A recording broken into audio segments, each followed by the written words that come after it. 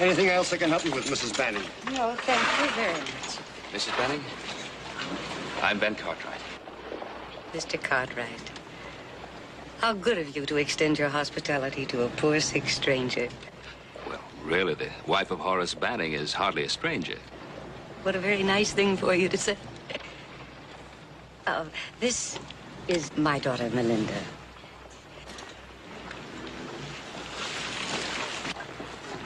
Coachman, it's been a delightful experience. Thank you, ma'am. Might I suggest that in the future, you try to keep your carriage a little bit cleaner? Yes, ma'am. Mrs. Banning, my buckboard is right over there. I hope you won't find that one too dusty. Oh, I feel sure that your conveyance will be more than satisfactory, Mr. Cartwright. Come along, Melinda.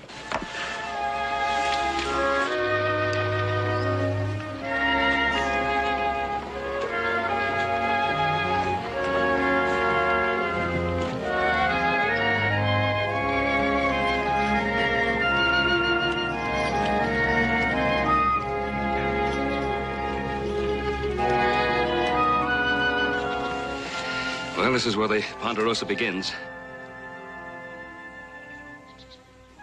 Why, this is the domain of an emperor.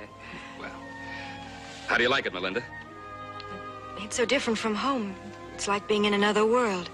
Well, we want you both to feel that this is your home, and we want you both to stay as long as you possibly can, or at least as long as Horace can bear to be without you. Well, you do make us feel most welcome, Benjamin.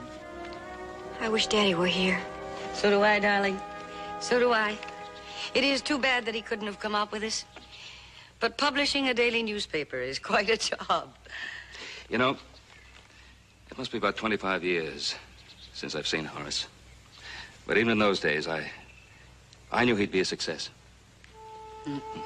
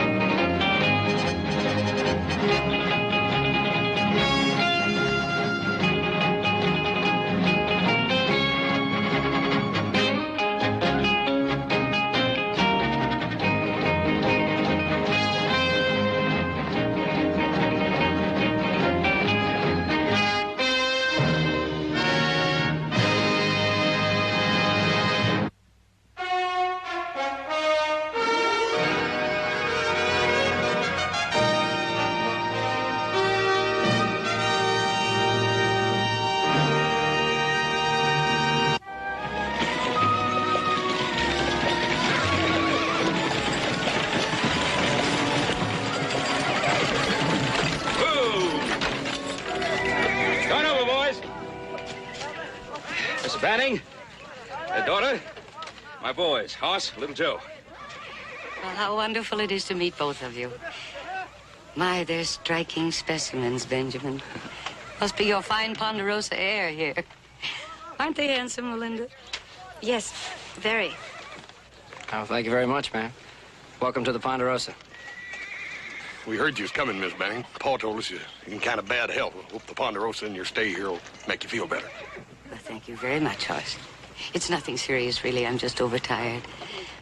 I want to see the horses. Come with me.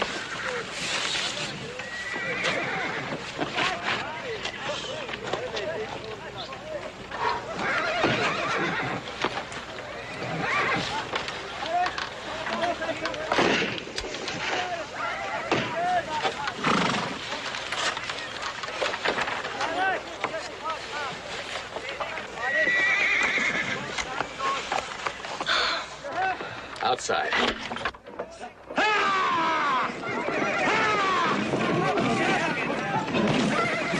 I read about that once. I never dreamed I'd ever see a bucking bronco. Have a good look. It looks so dangerous. We have to do it every day. He's quite a daredevil. It's my older brother, Adam. He's a darn good horse breaker.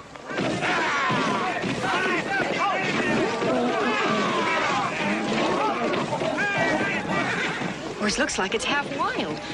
He was all wild once. Hard to think of horses as being wild. Where I come from, they're all so gentle. Well, you gotta break them, and they won't do any work for you. What is it that has to be broken, little Joe? It's just the wildness that's in them.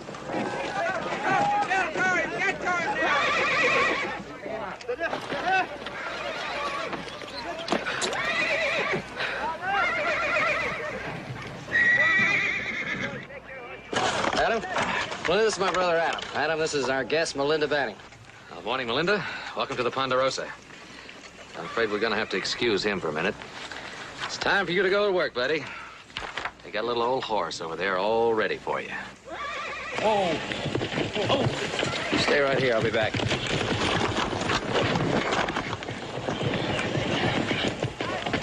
Adam? Yeah? That was so exciting. It looked so very dangerous. It's just a job. Watch him.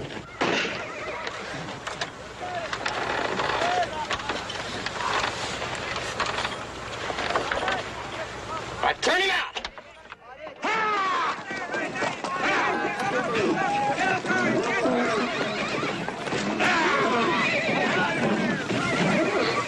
That horse will kill him. Well, it hasn't happened to him yet.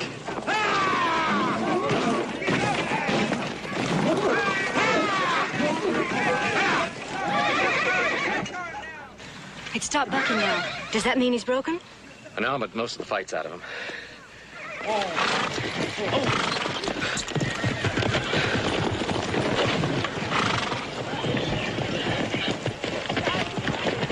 Great, Joe. Just great. Oh, you're not so bad yourself, brother. All you need is a little practice. What'd you think of the ride? I don't know how you do it. He doesn't either. Thanks a lot. Well, you see, it didn't hurt the horse, and now it'll be useful. No longer free to do what he wants, but useful. Melinda, come along.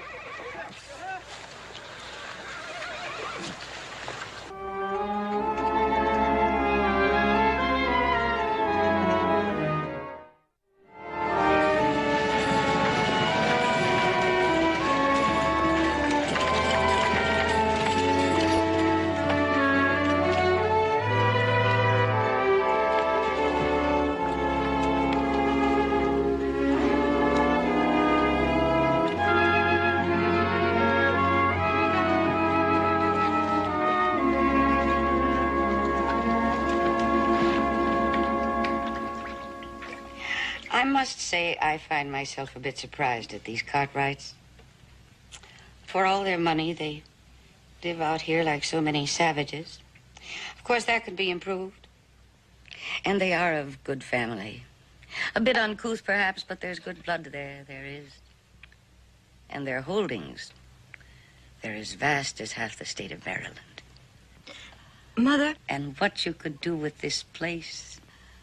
I can see it, the servants, the butlers, the footmen. Mother, may I say something? No, darling, not in that tone of voice. That always means that you're about to think for yourself. Anyhow, we said everything there was to be said before we ever left Baltimore. But, Mother, please, just listen to me for a moment. Yes, Melinda. Are you sure? Are you quite sure that what we're doing is right? Don't you know? In your heart, don't you know? That what I'm doing is for your own good. Mother... Come on now. Get out of that tub and get dressed. Mother, please listen to me. Melinda, there is nothing sadder, more futile than foolishness. And you, my poor darling, seem to have been blessed with more than your portion, thanks to your father. But you're lucky, because to compensate, you have beauty. Beauty that was wasted in Baltimore, thanks to the way we had to live due to your father's continuous failures. But out here in Ponderosa, we're making that beauty work for us. Mother, that isn't what I wanted to know. I know all that. I wanted you to tell me that what we're doing isn't wrong. Wrong? Oh, no. No, of course not. Everything that we're doing is right. Happiness for you is right. Security for you is right. Security for your children. Darling, everything that we are doing is right. It's all right. How could I be anything but right, wanting all of this for you? Melinda? Baby, I have fought for your happiness from the day that you were born. But I'm getting tired. I really am. I'm awfully tired. There isn't a great deal of fight left in me. Selfishly, I've even been hoping that somewhere in your future there might be a little peace, a little satisfaction for me, too.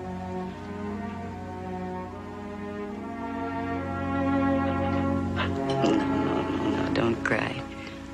You'll ruin those wonderful eyes. You are a lovely girl.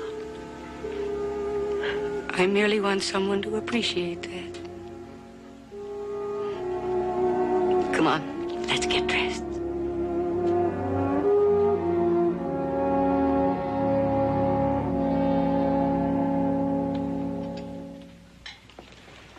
That was a delicious meal, Benjamin.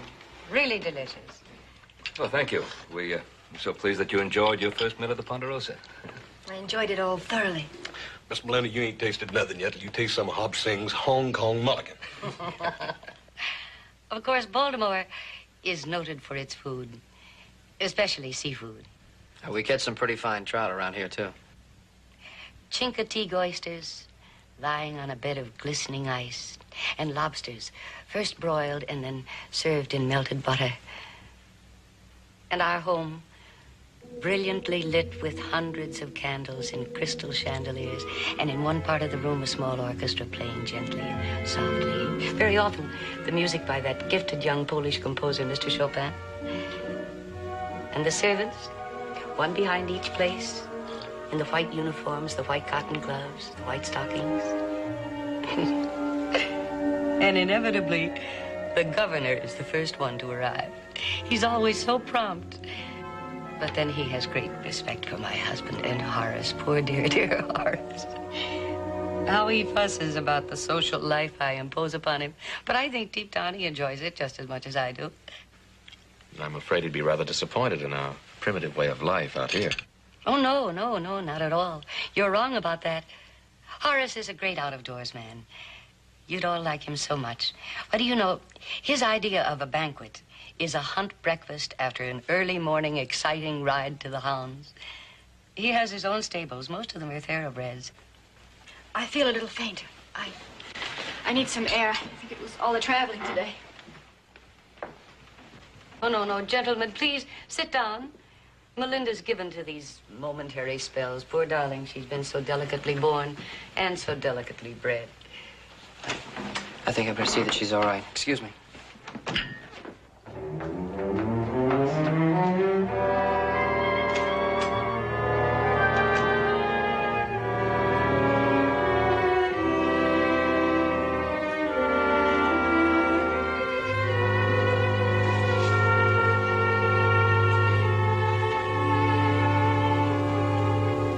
Melinda, you all right? I'm fine, little Joe. You shouldn't have left the others. I saw that way you looked. It worried me. You're nice, little Joe. Hey, you know, you don't talk much. Your mother seems to do it for both of you. She's much wiser than I am. Yeah.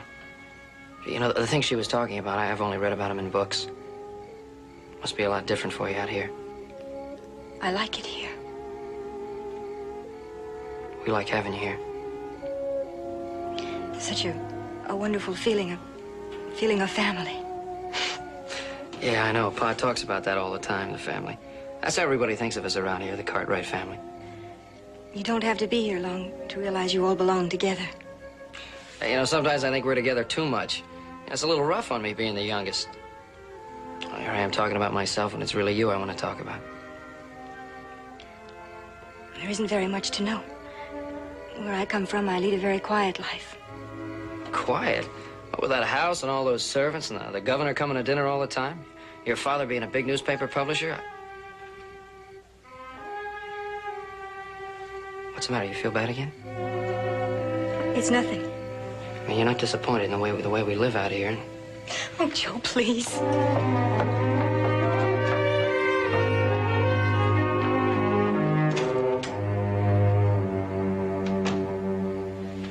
I can't stand these terrible lies anymore. Your awful stories about parties and servants and hunt breakfasts. Until I conceived this idea of bringing you out here, you were irrevocably committed to the kind of life I've had. And nobody knows better than you what that's been. But here, out here, I've created a new image for you. You have glamour and distinction and mystery. And you mustn't do anything to alter that, darling. Not until after you and Joseph are married. Then it won't matter. Why must it be little Joe? Because Horace doesn't feel that way about you. And Adam is far too cunning. I watched him at dinner tonight. He'd be too difficult to control. Suppose I don't love little Joe. That doesn't matter. Marriage is a contract. No contract can be executed under the influence of emotion. I suppose you're right. Of course I'm right. You'll have a perfect marriage with Joseph. You'll be able to twist him around your little finger. Just think. You'll have everything your own way. Just think how happy you will be. You've been twisting my father around your little finger for 25 years. Has it made you happy? Who in the whole world could be happy with your father? For you, Melinda, it's going to be different. So different. And I ask you with all my heart to believe me when I say everything I am doing for you.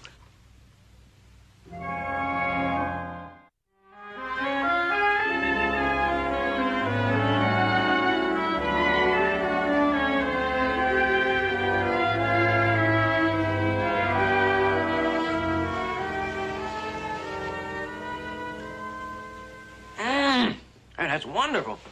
Yeah, that's just wonderful. What is it? Well, the recipe's been in my family for generations. It comes from France. Do you have any wine? Well, it's a little early in the morning for that, isn't it? Not for me, silly. For the stew. I told you this recipe came from France. Well, I don't think we have any wine around here. If you think real hard, it'll come to you.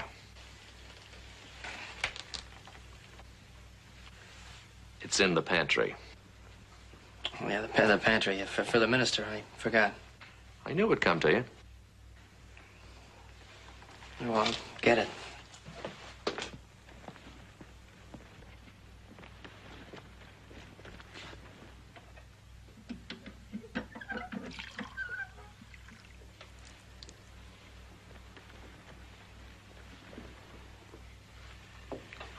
I haven't seen much of you the last few days, Adam. You haven't seen much of anybody except Joe. I've missed you. I'll bet you have. No, Adam, believe me.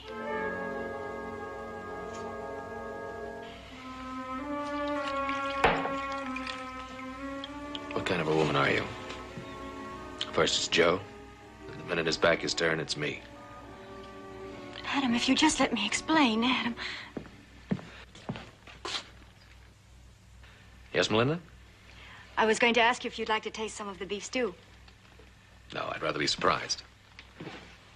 He's gonna be surprised, all right. Wine and beef stew. What are the Frenchmen gonna think of next? That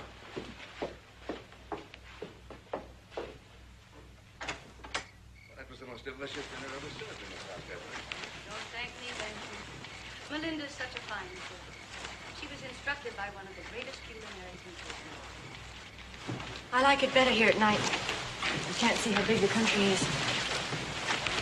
I guess you must be getting pretty lonesome for home.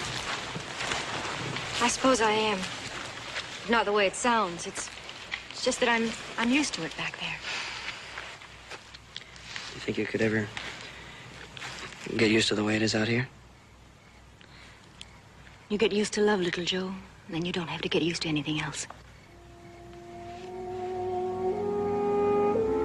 Does that mean what I want it to mean? You're sweet, little Joe. You're the nicest person I've ever met. Well, you're pretty sweet yourself. I haven't been able to think of much else since you got here. Then I'm glad I came. Linda, I'd like to ask you a question if I thought you'd give me an answer now. What answer do you want, little Joe?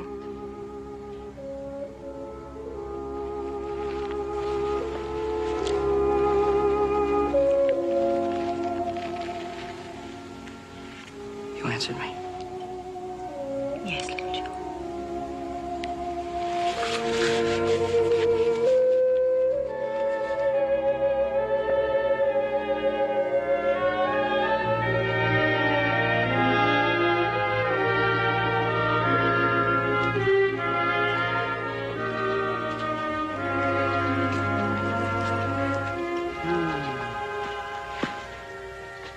Oh, this air. It really is invigorating, isn't it? It's like fine perfume. Mother, the men may not like it, bothering them while they work. Joseph asked you to come, did he not? Yes, Mother. Men adore women who show an interest in their work. It makes them so proud of their little achievements. Mother, there's something I must tell you. Please, Melinda, I have ordered you not to think. Benjamin. Well, I got these side saddles. I hope they're what you're used to. Benjamin, you don't think the boys would mind if we looked in on their work for a while, do you? Mind? Why, not at all. As a matter of fact, I think you'd find the work we do in the Ponderosa very interesting. Now, you won't forget where they are. They're just over that next rise. Shall I help you up? Oh, would you please? Oh, boy.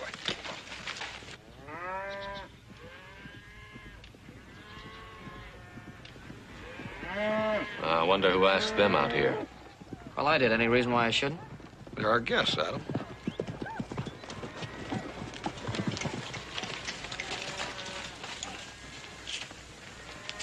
All right, Melinda, you have a good ride? Howdy, ma'am. You enjoy yourself? I should say we did. Thank you so much. Oh, there we are. That was just fine, just fine. Well, are you cooking? No, ma'am, we're not. You don't seem very glad to see us, Adam. No, I was just thinking about your comfort. This might be a little rough on you. Thank you very much, Adam. But you'll find that Melinda can accustom herself to anything that happens on a ranch. Sure. Oh, let's get the cab, will you? Joe, get some more wood. Right, Adam. Excuse me.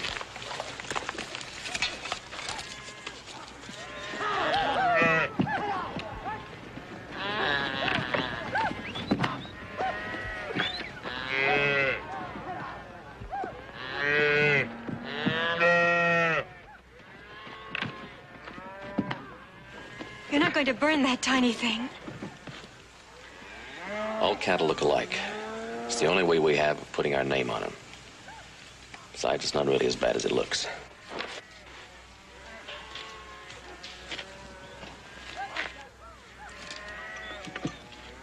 You got it?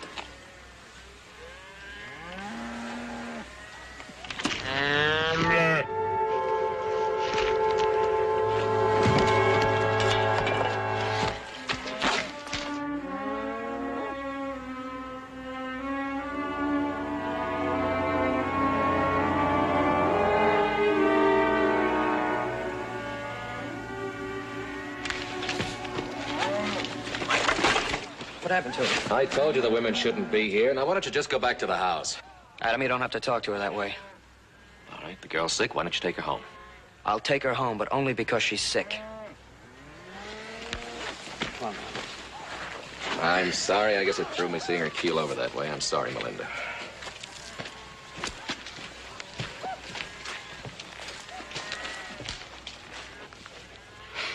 Looks like little Joe's sort of stuck on that gal, don't it? Yeah.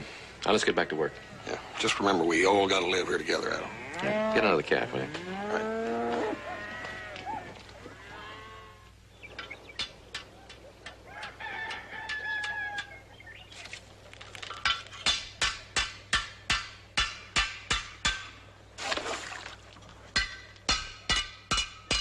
What kind of wire is that? Barbed? It's full of sharp points. Experience. That's the best way to learn. But it's so cruel.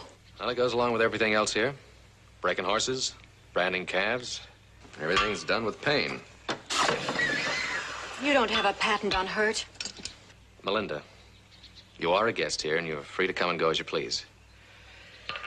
But it is a working ranch, and at the moment, I'm pretty busy.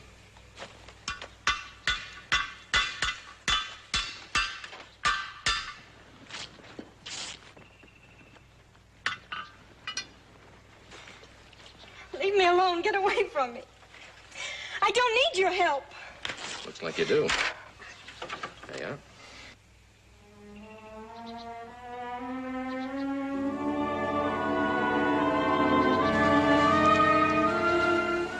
I'm sorry, Adam. I don't know what led me to do that.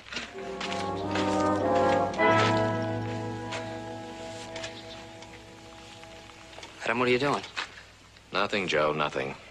What do you mean you're doing nothing? Oh, come on. Joe. I mean, wait a minute. That's the girl I'm gonna marry. Gonna marry? It happened last night. I wanted to tell you when we were all together. Oh, wait a minute. Now, didn't this happen awful sudden like? I mean, well, Joe, are you sure you love her? More than anything in the world. So when I saw her with Oh, Adam... Wait a minute now, Joe. Adam didn't know how you felt about Melinda. No, well, none of us did. I suppose you're right. So I think I better set him straight. No, wait, Joe. Joe, look, you go up to the house. Please, go up to the house. Yes, sir.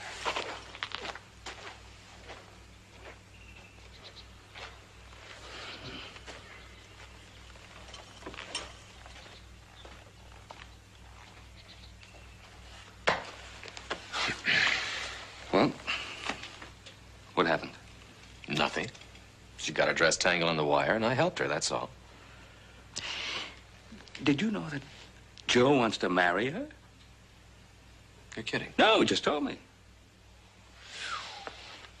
When did all this happen? Well, evidently last night. Well, it can never be. She's not in love with him. What do you mean? She's not in love with him. Look, Adam. Do you have any feeling for this girl yourself? No, but that's not the point. What is the point? The point is, she kissed me. She kissed me, but she's marrying him. Oh, this is developing into some situation. Well, that's for sure. Look, I think it might be a good idea if I got away for a couple of days. Go down to Tucson, maybe look at that new strain of beef, huh? That might be a good idea. Hard if they cost? Yeah, sure. Pop. What's going to happen if Joe marries her and then finds out that she doesn't love him?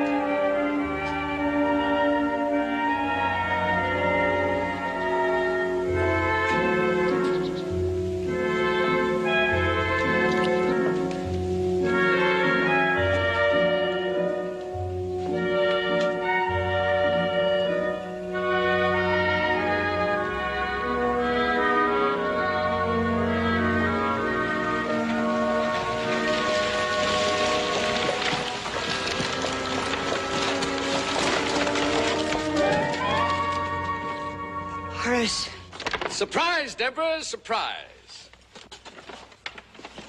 What in heaven's name are you doing here?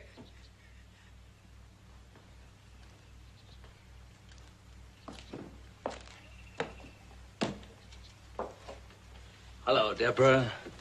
Horace, I asked you a question. What are you doing here? Well, my dear, I'm afraid I have some unfortunate news. Some unfortunate news? That means you've lost your job again. Well, that hardly surprises me. Well, why did you come here? Of all times, why did you come here now? But, Deborah, you're here. Where else would I go? Any place in the whole wide world except here.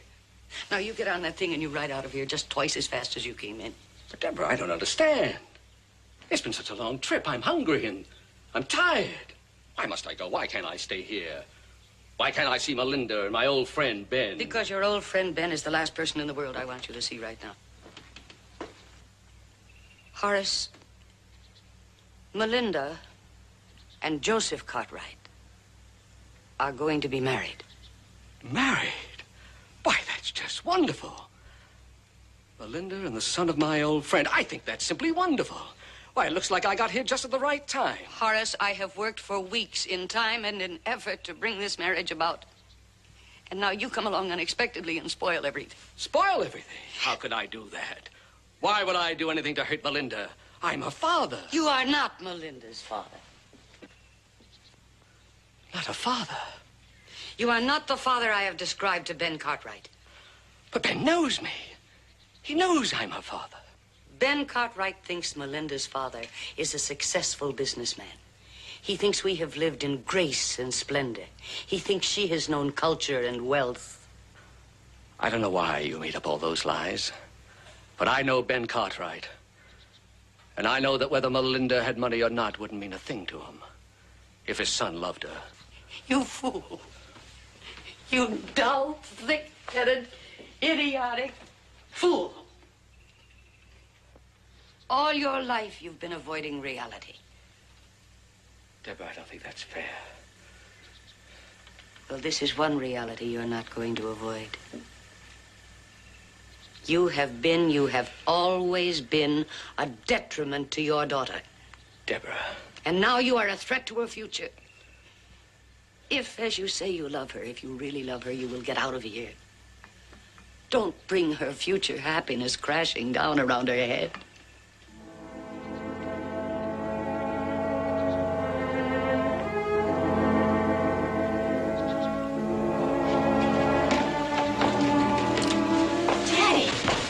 My little lady. Oh, how I've missed you. And I've missed you too, Daddy. Your mother tells me you're about to get married. Yes, and now you can be here for the wedding, too. I was hoping for that. And Mr. Cartwright is going to be so pleased to see you. He talks about you all the time. Let's go see if we can find him. No, Melinda, I'm not going to stay here. You're not going to stay, but where are you going? You just got here. Your mother, she thinks, well, it's better that I go away again. You know, Ben thinks I'm a successful, well, all he needs is one look at me and... Yes, I see. Your mother's right, you know. Oh, yes, she's right. The only thing important now is you. What happens to you? Mustn't let anything endanger that. No, I suppose she's right. Horace, will you please go before they come and find you here? Melinda, I haven't been a very good father, I know that, but before I go, just tell me that you love this boy and that you'll be happy. She has told you.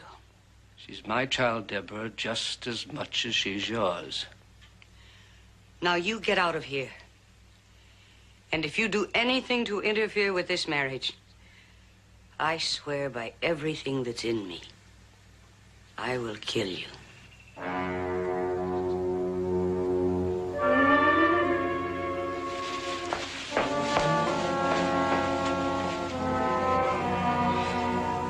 At this moment, Deborah, that might be an act of grace.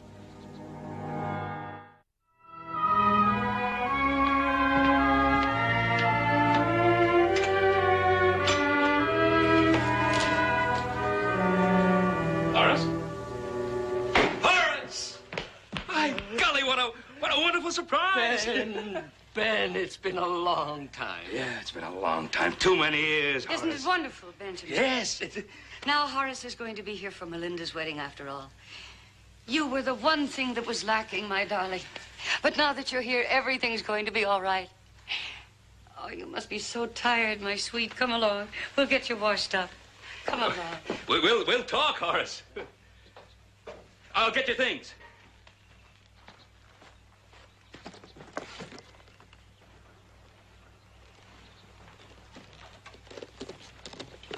Oh, Joe, did you see Melinda's father? I'll tell you, it was the most wonderful surprise when I... Oh, what is it, Joe? It's Melinda. Oh, say, what was troubling her? I don't know. She was crying. She said it was all the excitement about seeing her father. Well, of course it was. I guess it was. I'm probably just imagining things. Well, what else could it have been? I don't know. Just a feeling I have. I love her so much, Pa. You do? She's so beautiful. Well, you've been around pretty girls before. Yeah, but it's not just that. It's everything about her, the way she talks, the clothes she wears, where she comes from. I've just never known a girl like her before. That's why I worry sometimes. I wonder if she can be happy out here. She's so used to the way it was back there. Of course she will be. Then I see her cry. I guess I get a little scared, Pa.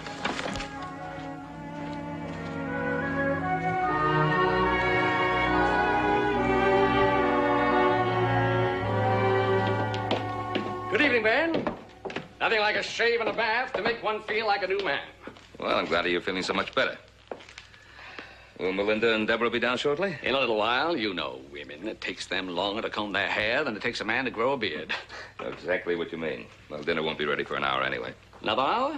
Hop Singh wants to outdo himself. Well, that'll give us a little time for a talk. About old times, eh, Ben? I've been looking forward. Well, not exactly about old times. I'd like to talk about your daughter and my son. All right, Ben. How about the happy young couple? That's just the point. Will they be a happy young couple? Why, I don't understand. Deborah assures me this is going to be a perfect marriage. The young people, she says, are very much in love. I'm worried about them, Horace. Worried? What's there possible to worry about? Well, for one thing, their backgrounds are so different. Joseph has spent most of his life right here on the Ponderosa.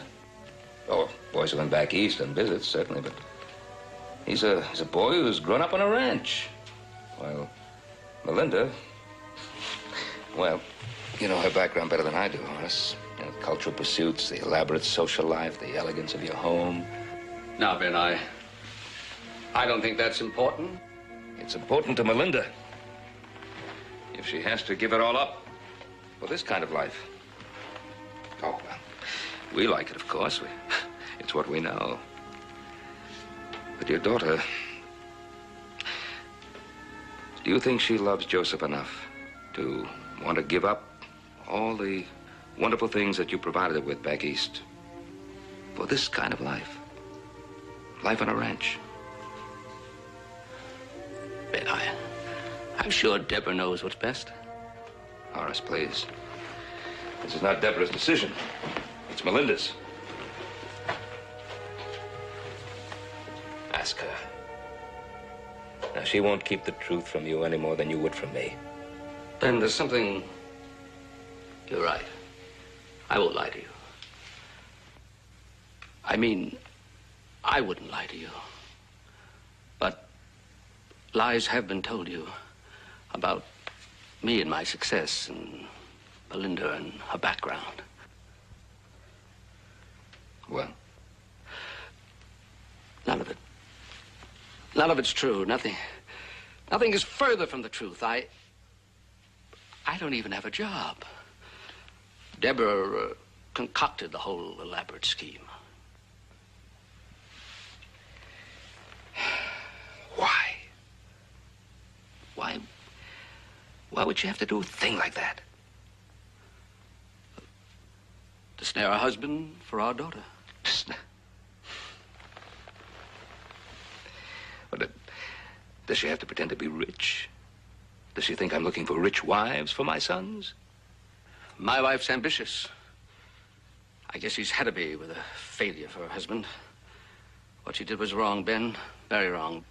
But she did it out of a sincere desire to provide Melinda with a good home, with the kind of life that Deborah's always wanted and never had.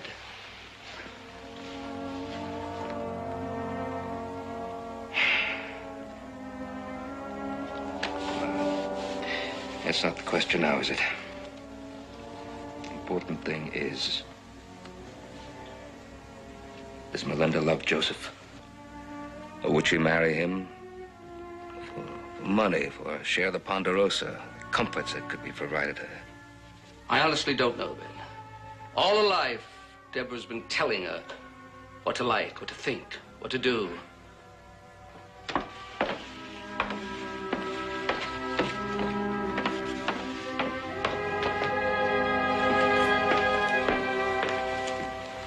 Melinda, there's something I must ask you. Yes, Father. I heard you talking to Mr. Cartwright. I know what I must do. Where is little Joe, Mr. Cartwright? Well, he's out of the barn. His horse went lame. He's tending to him.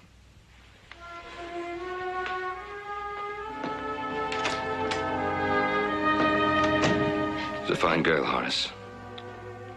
I'm glad you're both so honest. I'm glad we both finally found the courage. Kind of rough for them out there. Yes, but it'll be better than a lifetime of unhappiness. I'll tell Deborah. We'll be leaving for Baltimore in the morning, Ben. Horace, there's no need for you to go back to Baltimore if you don't want to. I have a friend who's a publisher in San Francisco. Could be a fresh start for you. You could use a good man. I'm sorry, Joe. Not only for what my mother and I tried to do, but that we didn't fall in love. I fell in love. No, at least not with me. You fell in love with something my mother created. You can't stay in love with something that never existed. Everything's ready, Mr. Banning. Daddy, Mother? I don't know. She's in there with Ben. I'm not sorry for what I did. Not one iota. Well, I can understand that, Deborah. You, with all your money and your empire of the Ponderosa, how could you understand? I didn't inherit the Ponderosa. I worked to build it. But you've never known what it's like to be really poor. To scrimp and pinch and sacrifice. To feel ashamed, humiliated, and even angry at poverty. And to swear by all that's holy that the same thing won't happen to your daughter. Deborah, to want the best for your child, to fight for it, that's a fine thing. But to force her into your idea of her future, that's wrong. Wrong. Wrong for me to want the security and peace of a marriage for my daughter. Money can't guarantee that. Only love. Love. Horace and I married for love. Now look at us. I am looking. And I see a lovely young girl who loves her mother so much that she tries to obey her even though it almost breaks her heart. And I see a husband who loves his wife still in spite of the indignities and humiliation she heaps on him. I see two people who love you. And they're waiting for you. Outside. I wrote a friend of mine, a publisher in San Francisco. I'm almost certain he'll give Horace a job. It'll be a fresh start for all of you. Go with them.